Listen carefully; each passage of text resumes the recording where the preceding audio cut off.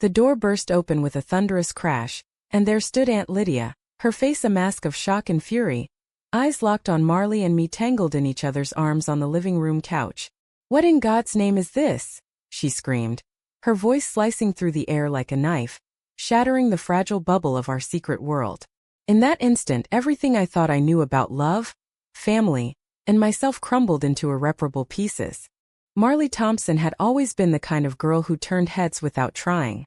With her short, tousled blonde hair that caught the California sun like spun gold, and those piercing blue eyes that seemed to hold the ocean's depths, she was a force of nature.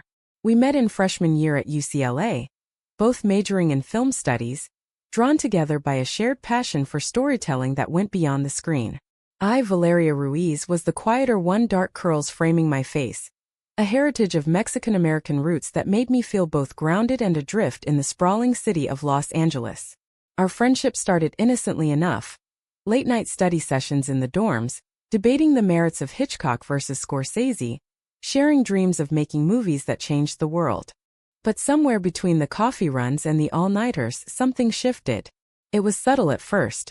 A lingering touch on the arm, a glance that held too long, a warmth in my chest that I couldn't explain away as mere camaraderie. Marley felt it too. I could see it in the way her cheeks flushed when our hands brushed. We were both from conservative families, though, hers a staunch Midwestern transplant to the West Coast, mine rooted in traditional values from San Diego. Coming out wasn't even on the radar. It was a whisper we buried deep. That changed one rainy afternoon in our sophomore year. We were holed up in my tiny off-campus apartment, rain pattering against the window like a drumbeat to our unspoken tension. Marley was pacing, ranting about a bad breakup with some guy from her poli-sci class. "Men are impossible," she muttered, flopping down beside me on the bed. I laughed, but my heart ached, jealousy raw and unbidden. Without thinking, I reached out, tucking a strand of hair behind her ear. Time froze. Our eyes met, and in that electric silence she leaned in. The kiss was tentative, then urgent, a dam breaking after years of holding back. It was my first real kiss with a woman, and it felt like coming home. From there, our relationship blossomed in secret. Stolen moments in the shadows of campus libraries, weekend drives up the Pacific Coast Highway where we could hold hands without fear. Marley made me laugh like no one else, her humor sharp and self-deprecating, masking the vulnerabilities she rarely showed. She dreamed of directing indie films about queer lives, stories that mirrored our own but with happier endings. I wanted to write scripts that captured the human spirit's resilience. Together we were invincible, or so we thought. But secrets have a way of festering. My Aunt Lydia, my mother's sister, had moved to LA after her divorce, taking a job as a real estate agent in Beverly Hills. She was the family matriarch, the one who hosted Thanksgiving dinners and dispensed advice with a side of judgment. Lydia was progressive on the surface, voted Democrat, supported women's rights. But when it came to alternative lifestyles, as she called them, her Midwestern upbringing reared its head. "God made Adam and Eve, not Adam and Steve," she'd say with a chuckle that wasn't funny.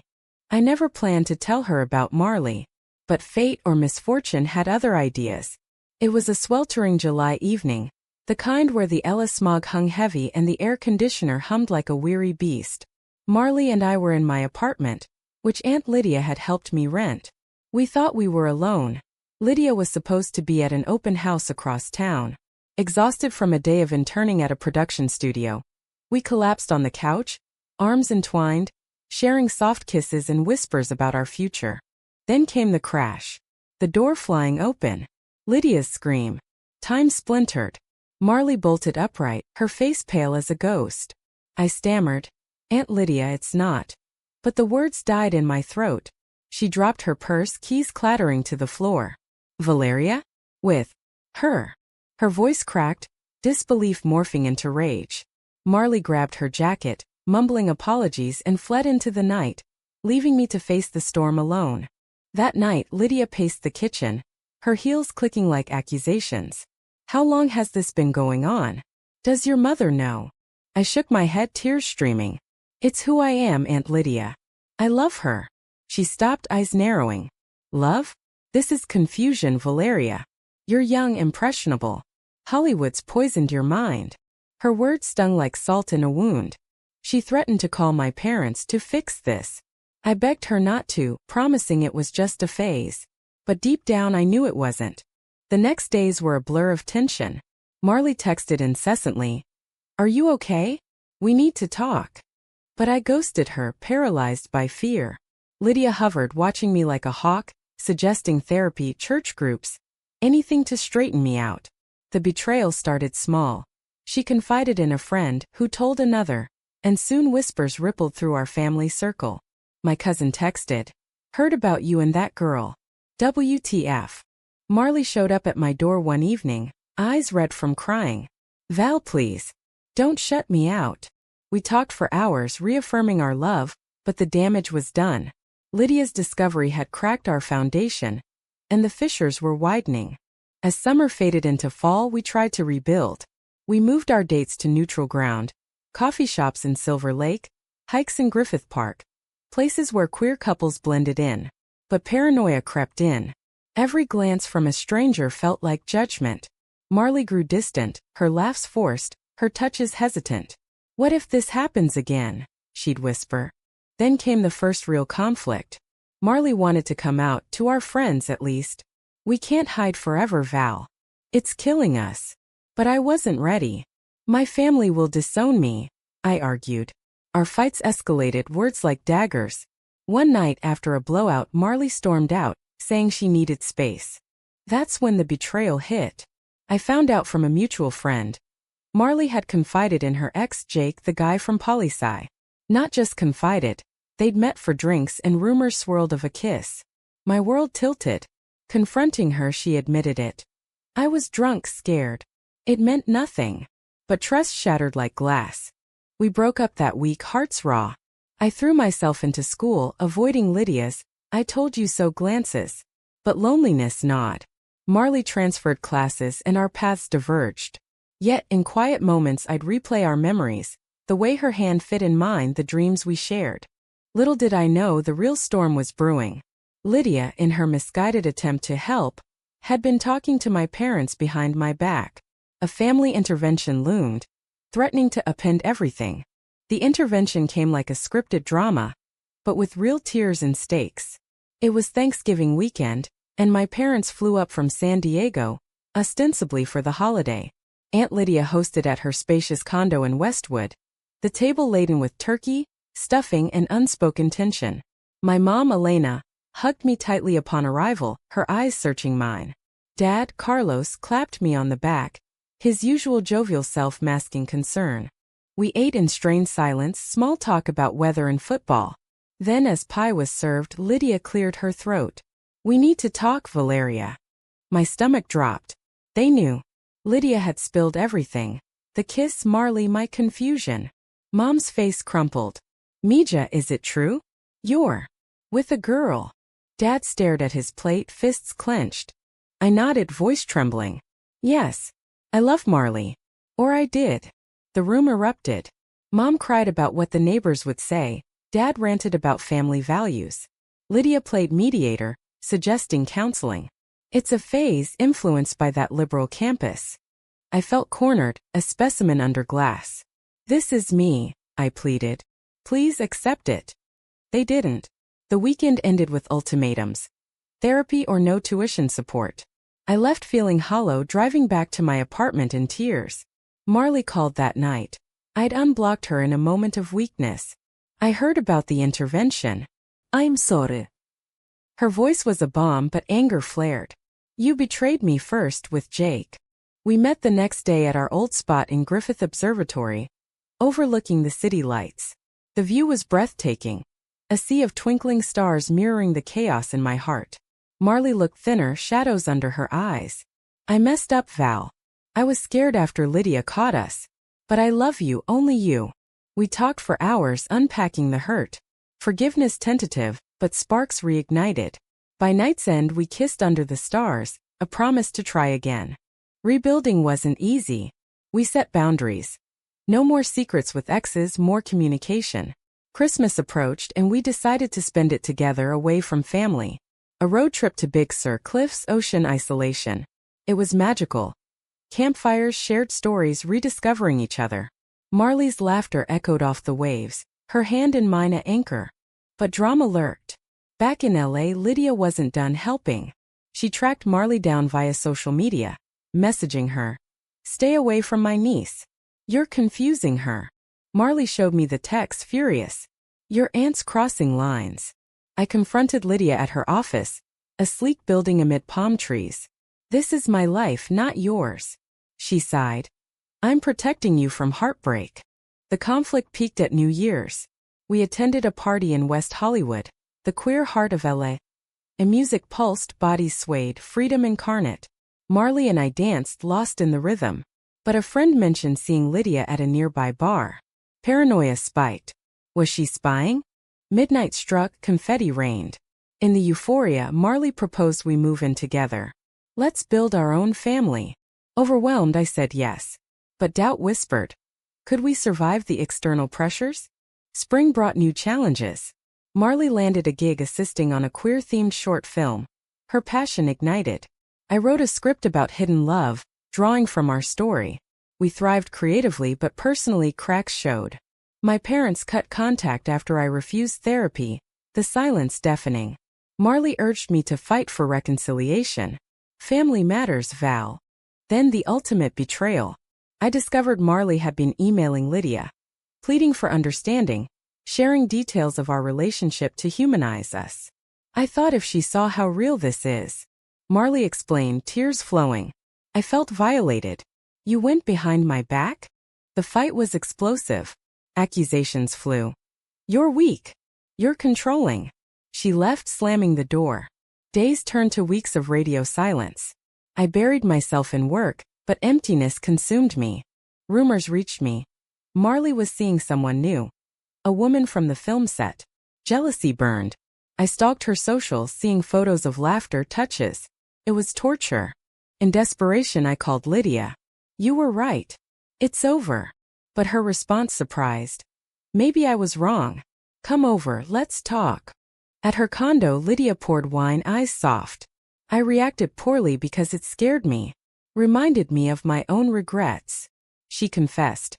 In college, she'd loved a woman but denied it, marrying her ex-husband instead. I lost myself. "Don't do that, Valeria." Her vulnerability stunned. We cried, bridging gaps. "I want you happy," she said. For the first time, hope flickered. Emboldened, I reached out to Marley. "We need closure." We met at the beach, waves crashing like our emotions.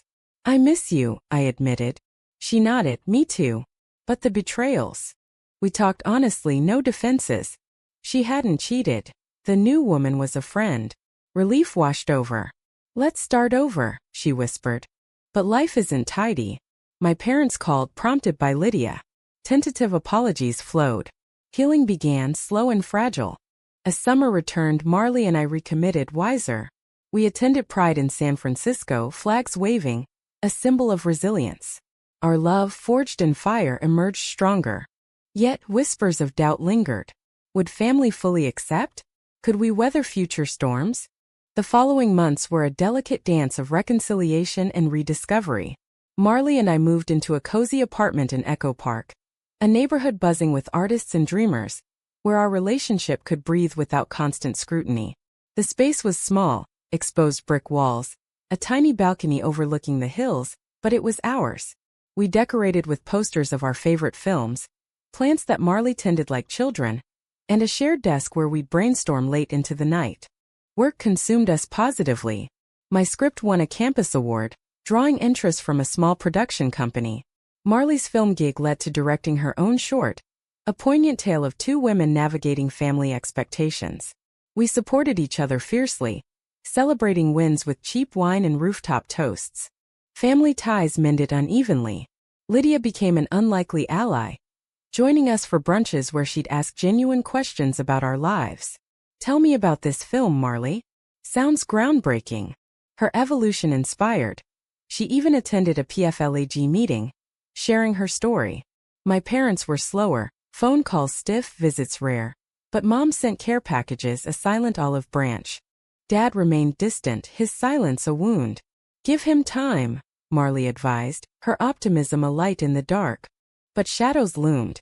Marley's ex, Jake, resurfaced, now sober and apologetic, claiming he wanted friendship. She met him for coffee. Closure, she said.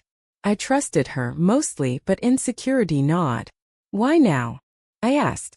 Bad timing, she replied, but her eyes evaded mine. The high came at our one-year anniversary post-reunion. We drove to Yosemite, camping under sequoias that whispered ancient secrets. By a crackling fire, Marley pulled out a ring. A simple silver band etched with stars. Not marriage yet, but a promise. Through storms, I'll choose you. Tears mingled with kisses, the forest bearing witness. Back in LA, reality intruded. My parents visited, tension thick. Dinner at Lydia's, polite chatter, then Dad's question. So this is permanent? I nodded. He sighed. I don't understand, but I love you. A breakthrough fragile as glass. Then the storm hit. Marley started pulling away. Late nights at the studio, vague excuses. I found a text from an unknown number. Missed you last night. Can't wait for more. Heart pounding, I confronted her.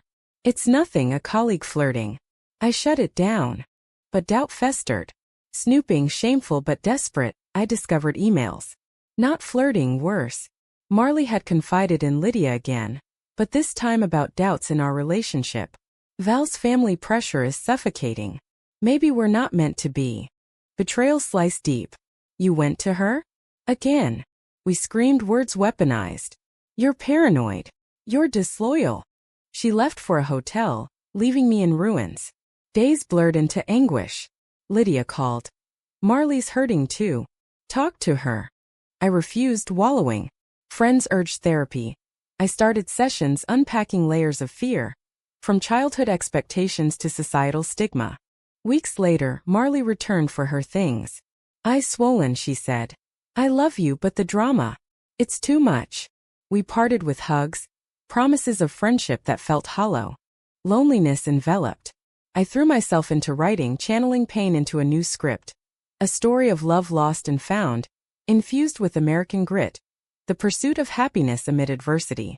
Lydia became my rock, sharing her own lost love. Her name was Sarah. We were roommates in college. I chose normalcy over her. Regret it every day. Her confession humanized her, forging a bond.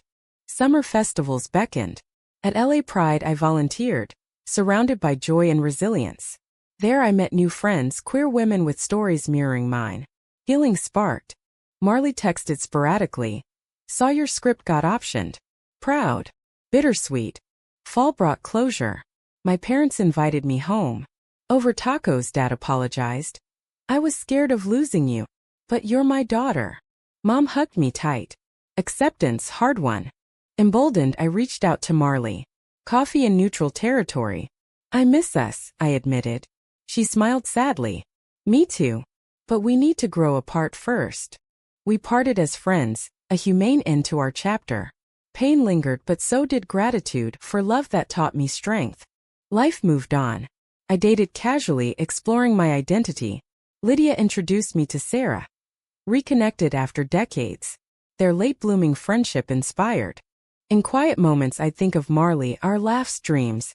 Love wasn't lost, it transformed.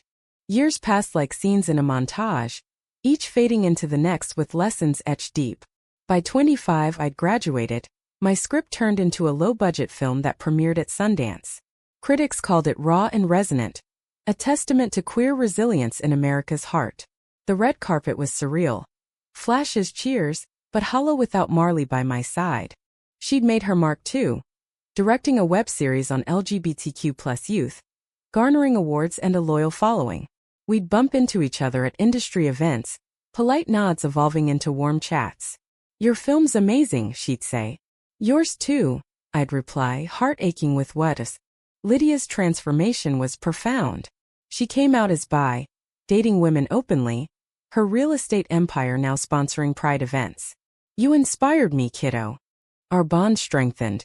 She became the aunt I always needed. My parents fully embraced me. Holidays included partners, mine rotating, their steadfast. Bring whoever makes you happy, Mom said. But Marley lingered in my soul. A chance encounter at a Hollywood party shifted everything. She was there with a date, but our eyes locked across the room. We talked on the balcony, city sprawl below. I've grown, she said. Therapy helped. I regret the betrayals. Me too, I confessed. The paranoia, the fear. Sparks reignited, cautious. We dated slowly, dinners, walks, no rush. Trust rebuilt brick by brick. Highs and lows followed. A joint project. Co-writing a feature about second chances. Creative synergy electric, but old wounds surfaced. Arguments over plot twists mirrored our past. You're controlling the narrative, she'd accuse. You're avoiding depth, I'd retort. Climax came during production. Budget issues, cast drama, stress amplified. Marley confided in a producer, sharing personal details for authenticity. I felt betrayed anew. Not again. We nearly imploded, but therapy, couples this time, saved us. Communication is key, the counselor said. We learned to voice fears without accusation. The film wrapped a success. Premiering in New York, we walked the carpet hand in hand, families cheering. Lydia beamed, my parents proud. But life tested us further. Marley's mom fell ill, drawing her back to the Midwest. Come with, she asked. I did, facing her conservative family. Whispers, stares, but we stood firm. Her mom's recovery bonded us. Even her dad softened. Back in LA, we married in a small ceremony, beachside, sunset hues. Vows exchanged. Through betrayals and storms, I choose you. Honeymoon in Hawaii. Bliss, but reality awaited. Careers soared. Marley directing blockbusters, me writing hits. Balance challenged us. Long shoots separated us. A low Marley rumored with a co-star. Tabloids screamed. It's PR, she swore. Trust wobbled, but we talked it out. Redemption came with adoption. We welcomed a daughter, Sophia. Fostered from the system, her story echoing our resilience. Parenthood deepened our love, humanizing us. Conflicts arose. Parenting styles, work-life balance. But we navigated with grace, therapy our ally. Years later at 50, we reflected on that fateful day Lydia caught us. Best worst moment, Marley said, laughing. Our film legacy inspired generations. Stories of queer love, American dreams realized. In twilight years we retired to a Napa vineyard, grandkids visiting. Love endured, a testament to perseverance. The end wasn't tragic, it was human, flawed, beautiful, redemptive. Sophia grew into a fierce young woman. Much like her mother's, curious, creative, unapologetically herself. At 18 she came out as bi, and we enveloped her in support, lessons from our past guiding us. Love who you love, Marley told her. And fight for it. Our marriage, now decades strong, wasn't without scars. The betrayals, Marley's confidences, my insecurities, became stories we shared in interviews, humanizing our success. No love is perfect, I'd say. But it's worth the drama. Lydia passed at 75, leaving a legacy of change. Her funded queer scholarships. We honored her at galas. As elders we mentored young filmmakers passing torches. Marley directed a biopic of our lives. Meta, emotional. Watching the premiere, tears flowed. The actress playing young me captured the fear. Marley's counterpart, the fire. In quiet Napa evenings we'd sip wine reminiscing. Remember that couch? Marley teased. Changed everything. It did. From shattered secrets to shared destinies, our journey embodied America's spirit. Reinvention, resilience, pursuit of happiness. Sophia's wedding, a joyous affair, mirrored ours. Walking her down the aisle with Marley, hearts full. In our final years health faded but love didn't. Holding hands in hospice, Marley whispered. No regrets. None, I replied. Our story ended not in tragedy, but in quiet triumph. A beacon for those navigating love's turbulent waters.